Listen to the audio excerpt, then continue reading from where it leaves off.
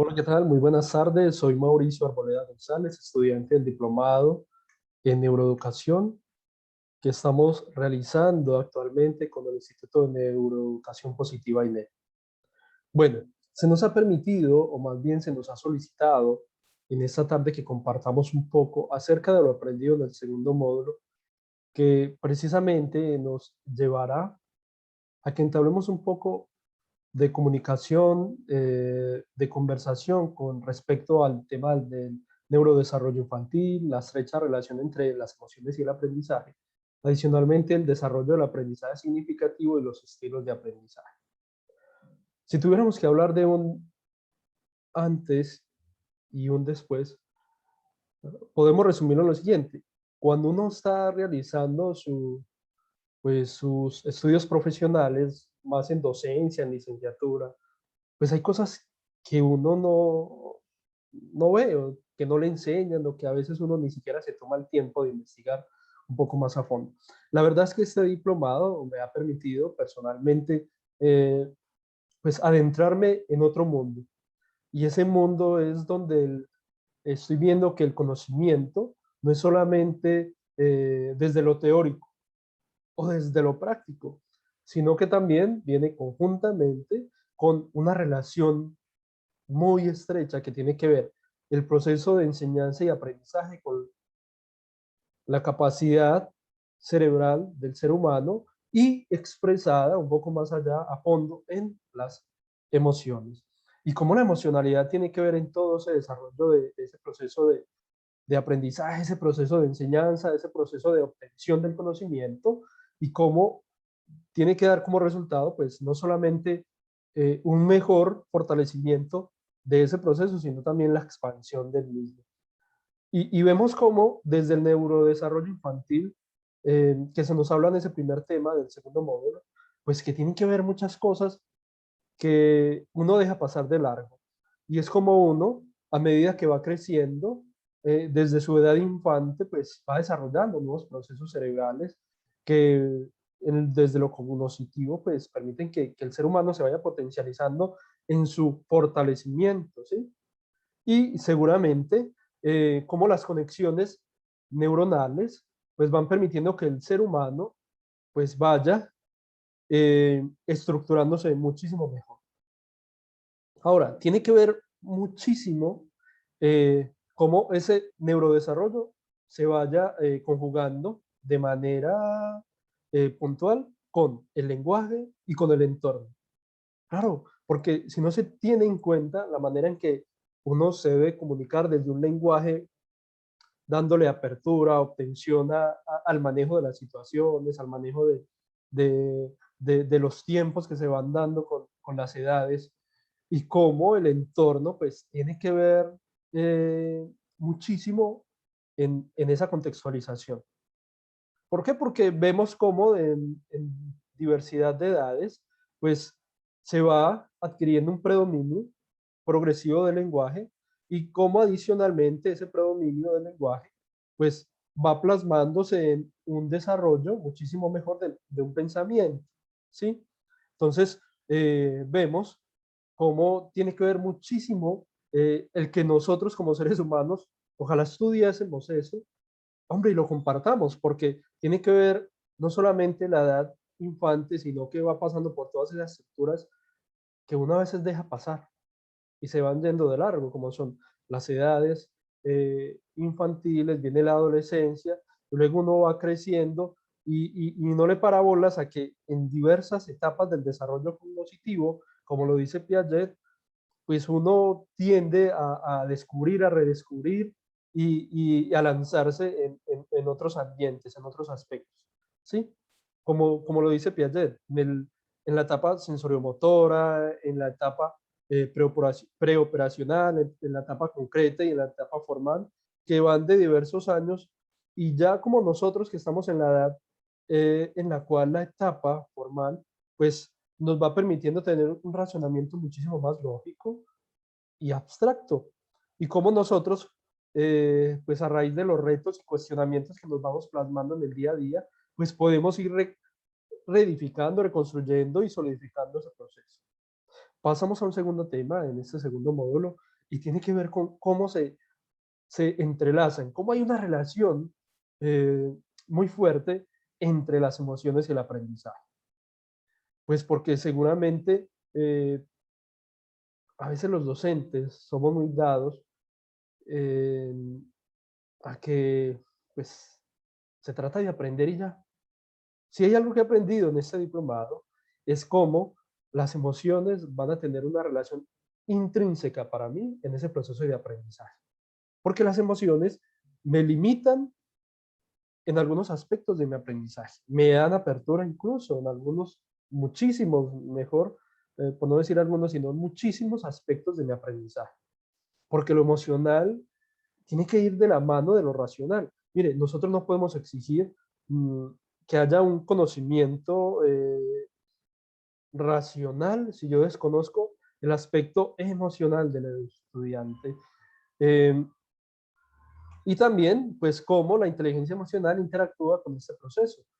Es muy importante tener en cuenta que la inteligencia emocional, pues, nos va abriendo camino, nos va dando un trasegar, nos va creando un puente, no solamente en la forma, en la manera en que yo me relaciono conmigo mismo, sino con los demás, con el entorno, con todo.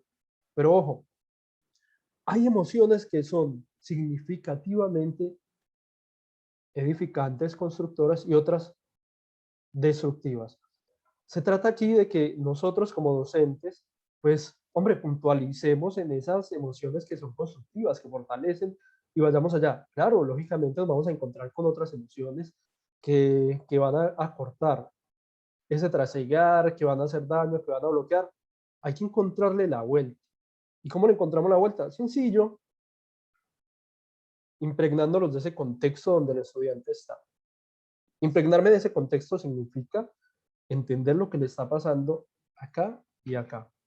Entender lo que le está sucediendo en su vida, entender que, pues, hay experiencias en su día a día, en su diario vivir, que le fortalecen y otras que le hacen daño y otras que tienen que ver con sus relaciones y cómo sus emociones, al entrelazarse con el ambiente, pues va creando otros espacios, otros momentos. Entonces, seguramente a nuestras aulas de clase estarán llegando estudiantes, sean niños, jóvenes o adultos, que tendrán mm, muchísimos inconvenientes en la parte emocional, porque son seres humanos como nosotros. Y a veces nuestro día a día nos enseña que hay momentos muy, muy, muy bacanos, muy positivos, pero hay otros que son un poco bajos de nota. Entonces, hay experiencias que demuestran que hay falencia en el afecto, hay falencia en las relaciones humanas, que hay falencia en, pues, en eso bonito que se llama emocionalidad. Y si no le abonamos terreno en que el docente, pues, tiene que transmitir puntos que ayuden a fortalecer eh, esa emocionalidad en el estudiante, porque si solamente nos limitamos desde lo cognitivo, pues a veces vamos a encontrar muchísimos errores y vamos a caer en la tentación de, pues, pensar que lo estamos haciendo bien, pero si no, es más, si abandonamos el lado humano, no hay muy buenas conclusiones en ese proceso. Entonces, el docente pues deberá proveerse de algunas características que ayudarán al estudiante para fortalecer esos procesos, ¿sí? Como son climas emocionales que sean prudentemente bien positivos, ¿sí? Y que faciliten esos procesos de aprendizaje. Entonces hay que tener muchísima empatía, entender que hay momentos de tristeza, hay momentos de alegría, ¿sí? Pero hay que encontrarle la vuelta a eso, porque hay estrategias que nos ayudarán para que la educación emocional pues, sea fortalecida, como por ejemplo, hay cierto tipo de lectura, cierto tipo de libros que se pueden utilizar en estos procesos, también integrar la música, integrar pues la pedagogía creativa, eh, también algún tipo de ejercicio que nos permita no solamente conocer las vivencias y los intereses y el contexto de los estudiantes, sino también adentrarnos ahí y ayudarles a que su motivación pues vaya creciendo y no decrezca. También podemos echarle mano a otras herramientas como son películas, videos, Y hay muchísimas cosas que nos van a ayudar a que mantengamos el interés del estudiante activo, ¿sí? Que mantengamos su interés por estar con nosotros en nuestra clase, que despertemos la confianza en él, que despertemos la confianza de él con los demás, con su entorno, ¿sí? Que creemos tranquilidad. Mire, a veces el docente es muy dado a crear ambientes de amenaza, de miedo, de temor, ¿sí? Pero todos sabemos que si hay ambientes donde se genera estrés, porque eso también lo aprendimos, eso no ayuda al aprendizaje.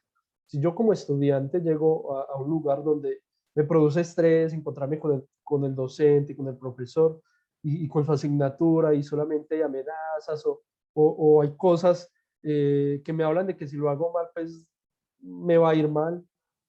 A veces cuando hablamos solamente de recompensas, pues uno entiende de que si lo hago mal, pues no gano nada. Entonces hay que entender eso, hay que mantener un buen rendimiento. Y ese buen rendimiento habla también desde la emocionalidad.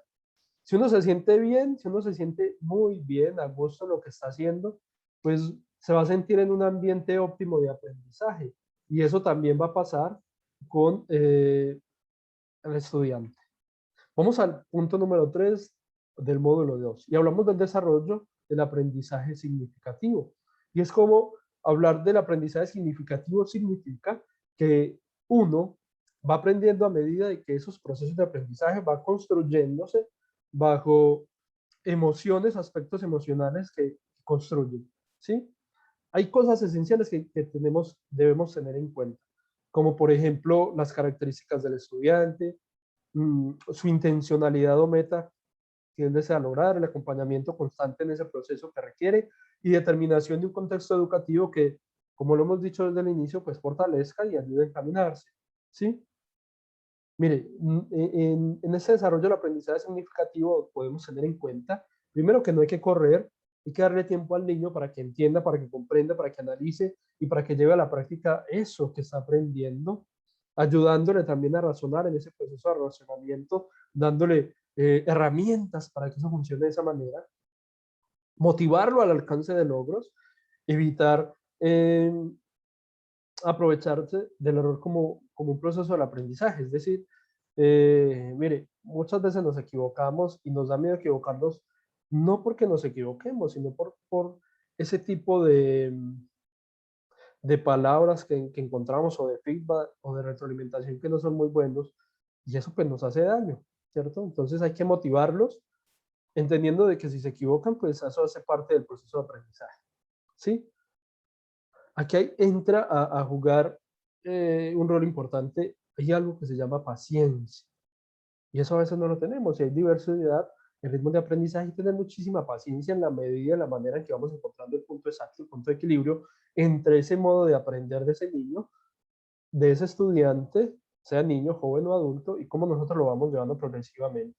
Hay que ayudarles a generar curiosidad. Cuando uno genera curiosidad, cuando uno tiene curiosidad, pues uno se siente más motivado en aprender, en investigar, en todo lo demás. Y hay que ayudarles en ese proceso. Entonces, aquí también pues hablamos de los tipos de aprendizaje significativos según David Oswell, que son el aprendizaje por representaciones, el aprendizaje por conceptos y el aprendizaje por proposiciones. Y como nosotros eh, indistintamente podemos entrar a jugar un rol dentro de esos procesos de aprendizaje y como el docente pues tiene que mantener ese proceso activamente eh, vivido por el estudiante en su aula de clase. Y en el cuarto tema del segundo módulo hablamos de los estilos de aprendizaje. Entonces, aquí se tienen que tener en cuenta muchísimos aspectos, entre ellos algunos rasgos como son los cognitivos, los fisiológicos y afectivos, porque esos nos ayudan a percibir cómo los alumnos interaccionan y responden con lo que van aprendiendo. Entonces, aquí vimos algunos modelos, el modelo de Hall, el modelo del PNL, las inteligencias múltiples y el modelo de Felder y Silverman. Entonces, nosotros somos muy dados solamente a resumir de que el aprendizaje se puede responder de tres maneras, el visual, el auditivo y el kinestésico. Entonces, eh, pero mire, ¿qué pasa cuando no miramos más allá? Porque perdemos de foco nuestro enfoque no está bien y solamente vemos lo que queremos ver y se nos olvidan muchísimas cosas que entran en juego también la posibilidad de esas inteligencias múltiples donde las personas aprenden a su manera y nosotros somos, ojo, eso lo digo entre comillas, simples medios para ayudarles a esos estudiantes a acercarse a esos procesos de aprendizaje, porque nosotros somos ese puente, ¿sí? Ese medio. Pero creemos que solamente aprende de la manera en que nosotros vamos explicándonos, nos vamos dando a conocer o vamos haciendo entender, pero olvidamos la manera en que ellos atienden y comprenden, ¿sí? Entonces, es muy diversificado aquí esta posibilidad de aprendizaje. Entonces, sacarnos de aquí de la cabeza que solamente hay tres formas de enseñarle. No, hay muchísimas formas. ¿Por qué? Porque si tenemos en cuenta las emociones, pues seguramente nosotros también podríamos medirnos. Porque hay maneras en las cuales aprendemos muchísimo mejor que otras. Entonces, la verdad, como conclusión, yo podría rescatar que en este segundo módulo, pues he aprendido muchísimo lo que tiene que ver cómo las emociones tienen que ver mm, de una manera más vivaz, más puntual con los estilos de aprendizaje y cómo tiene que ver con ese desarrollo también cognitivo que se da en el estudiante desde su desarrollo infantil y cómo hay esa estrecha relación entre esas emociones, esa emocionalidad y el aprendizaje. Espero que sea de amplia utilidad eh, estas palabras que hemos compartido con ustedes en esta tarde. Y bueno, les deseo muchísimos éxitos. Espero que sigamos aprendiendo. Un agradecimiento enorme a Neuroeducación Positiva por esta experiencia, por esta oportunidad de seguir creciendo como profesional y seguir enamorándome muchísimo más de esto que me encanta, que es la docencia. Una feliz tarde, muchas gracias, un saludo.